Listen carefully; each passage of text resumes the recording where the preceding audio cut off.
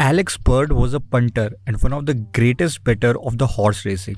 Back in old times when technology was not too great, the photo finishes were filmed and took few hours before the crowd got to know who won. In the meantime, all the punters would place their bets that which of the horses would have won. You will be surprised to know that Alex Bird for the next 20 years made 500 consecutive winning bets on photo finishes. Bird noticed that when horses crossed the line together, the horse on the far side often appeared to have won. What he had figured out was parallax. He discovered a simple technique to exploit this. By standing as near to the winning post as possible, closing one eye and creating an imaginary line across the track at finishing line, he could tell which horse had actually won. So how did Bird got the winner right? The answer is that he already knew who the winner was, even before the results were out. Terry Smith, the CEO of one of the successful and the largest funds of UK, the Fundsmith, and the author of this book, has the same approach to investing.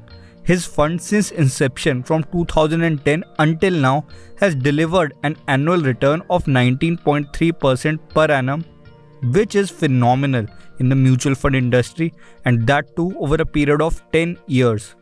Just when people make investing more so complicated, his fund has delivered an outstanding performance by just buying the companies which are already winners rather than predicting which could be the winners. Let's dive deep into Terry Smith's approach to investing and learn how to make money by only investing in the best companies of the world.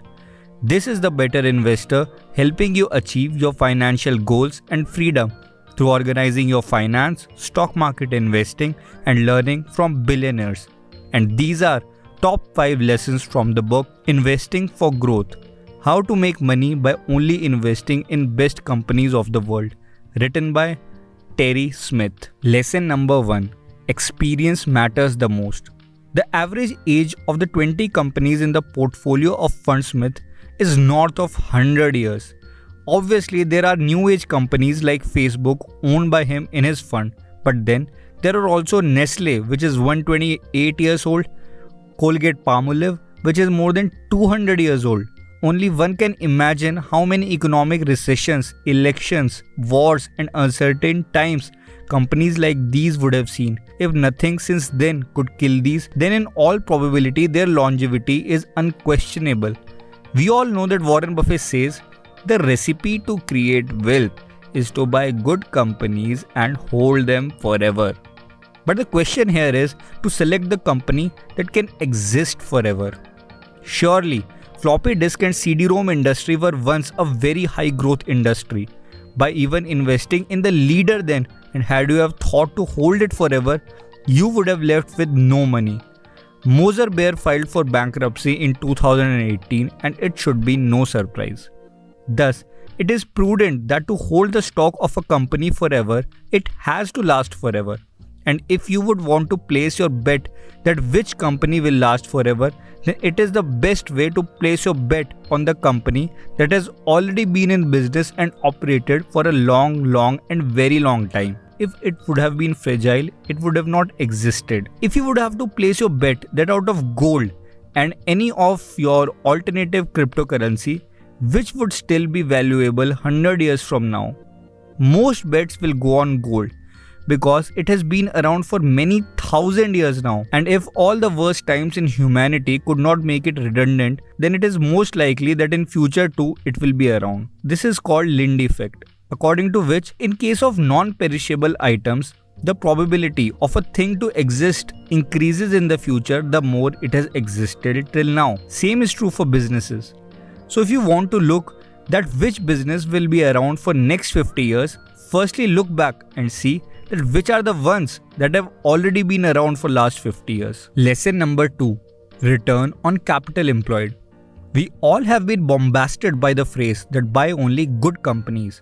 But what is the definition of a good company? Warren Buffett wrote in his letters to shareholders that the single most test of the quality of a company is the return it generates on the capital invested, which is nothing but return on capital employed, the formula for which is operating profit divided by assets minus short-term liabilities, Well, you don't have to do the mathematics, and just like any other financial ratio, it is also available easily on Google. As a thumb rule, return on capital employed of 10 is poor, 12 to 15 is average, 15 to 20 is good, and more than 20 is considered excellent. Terry says that a good quality company must have the history of maintaining good return on capital employed consistently for a long period of time. Charlie Munger, the right-hand man of Warren Buffett, said, "Over the long term, it's hard for a stock to earn a much better return than the business which underlies it earns.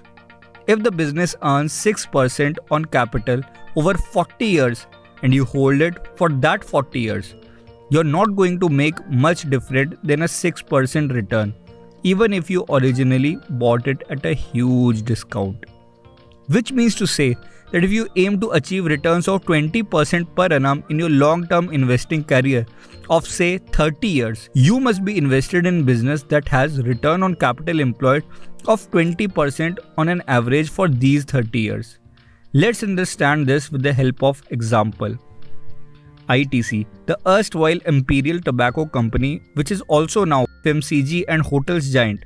In last 20 years, the ITC has maintained its return on capital employed between 20 to 30%, and if you see, its stock price has appreciated from 12 rupees in 2001 to current price of 220 rupees, which is the compounded annual return of 16% per annum.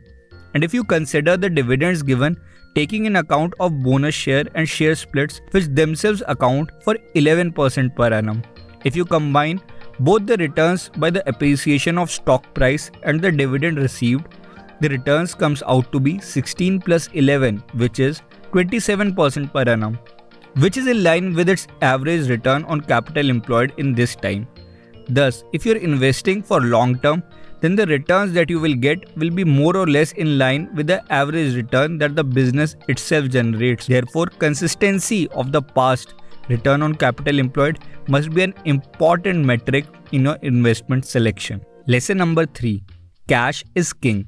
It has been reiterated n number of times, not just by me on this channel, but by many great investors, that the profit that a company generates and shows us in income statement can be very different from the actual cash that increments in the company's bank account. For this reason, we must not just be happy that the profits have been growing. However, we must correlate it with the operating cash flow. Operating cash flow is the actual cash that the company has made from its operations, which can now be used for investing or reinvesting or repaying loan, etc. The ratio of the net profit of the company and the operating cash flow of the company is called cash conversion ratio. The higher it is, the better. A high cash conversion ratio means more of the net profit of the company is being realized as cash. The best quality companies generally have cash conversion ratio of more than 90%. Some even have it more than 100%.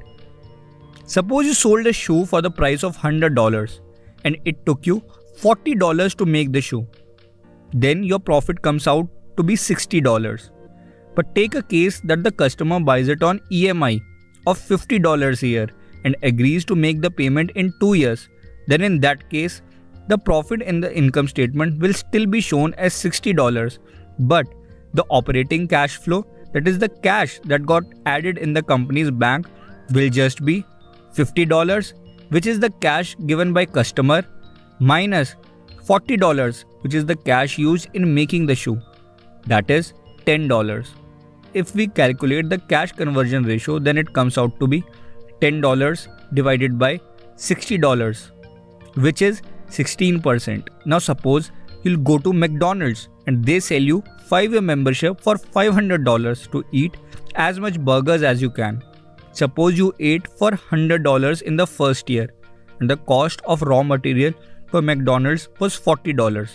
Then the profit to the McDonald's in the income statement will be $100 minus $40, which is $60. However, the operating cash flow will be $500, which is the money paid by the customers, minus $40, which is the cash used as raw material for making the burgers. So the cash that goes in the bank will be $500 minus $40, which is $460.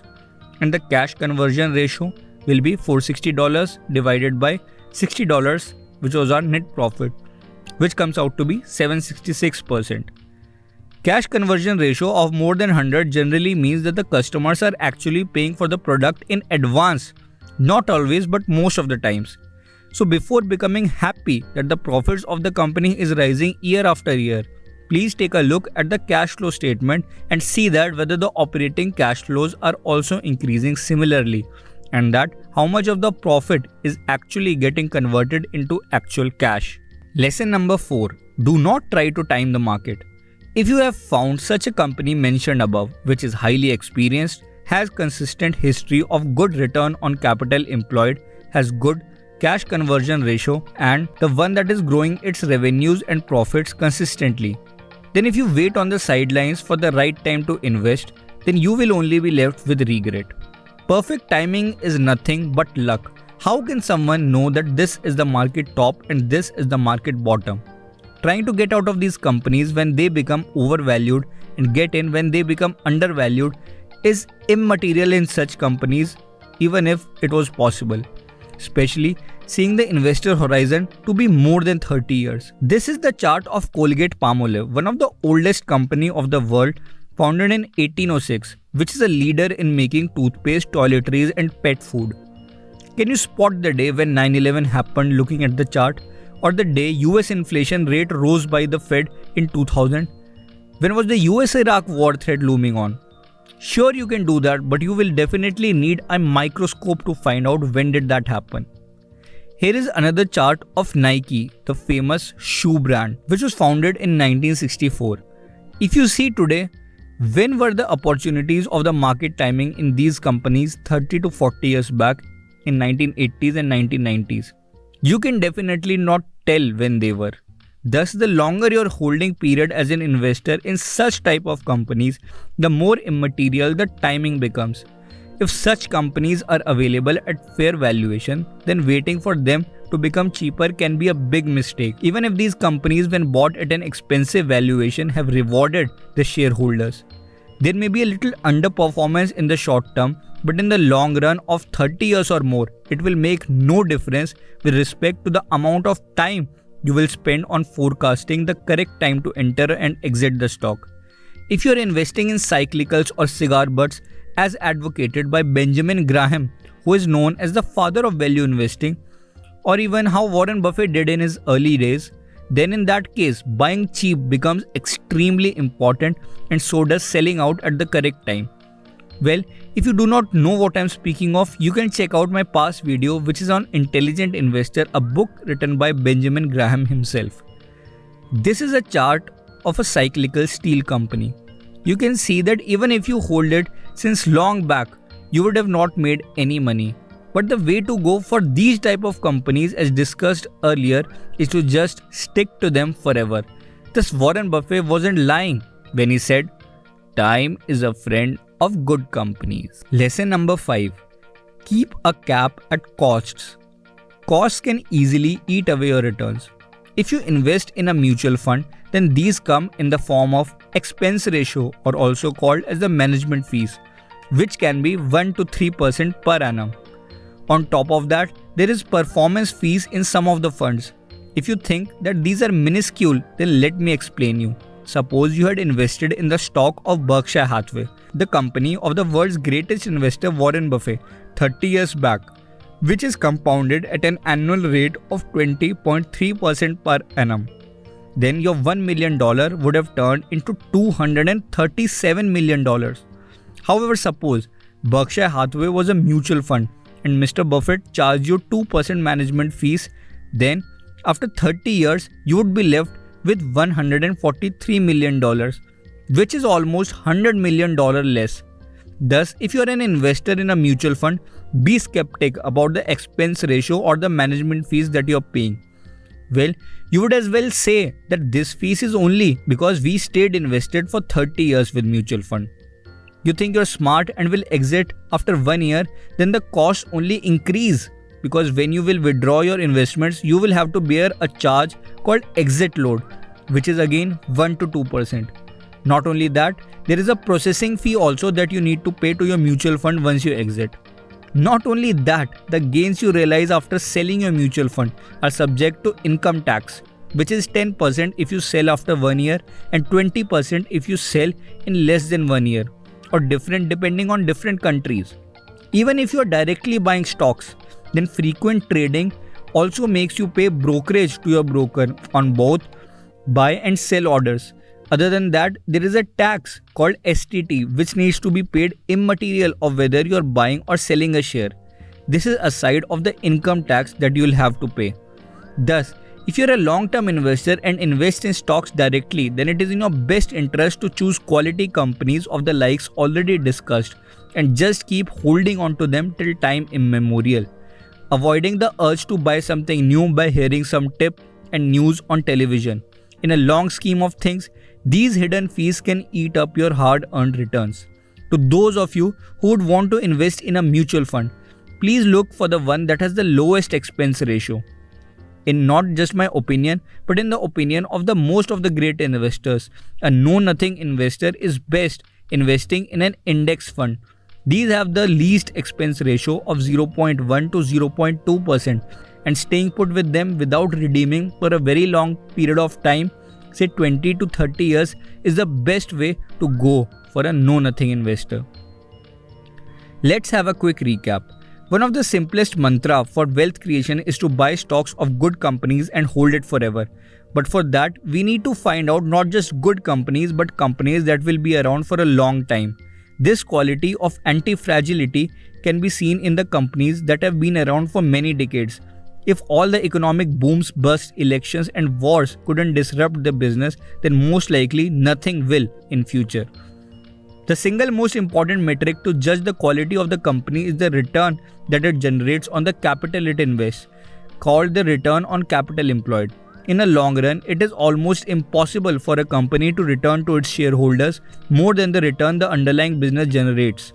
Look for companies that have maintained their ROCE more than 15 to 20% consistently for a very long time.